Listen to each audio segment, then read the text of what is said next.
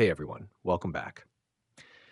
In this video, we're going to check how to change the keyboard size on your iPhone. If you're new here, make sure to hit that subscribe button for more helpful tutorials.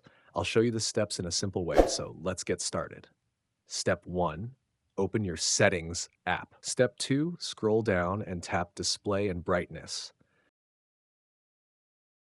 Step 3, scroll to the bottom and tap View under the Display Zoom section. Step 4, select Zoomed instead of Standard. Step 5, tap Done at the top right corner. Step 6, tap Use Zoomed to confirm. Your iPhone will restart for a moment. Once it's back on, open any app like iMessage and check the keyboard. You'll notice it's slightly taller and easier to type on. And that's it. A simple way to make your iPhone keyboard a bit bigger. If this helped, give the video a like and don't forget to subscribe for more quick iPhone tips. Thanks for watching.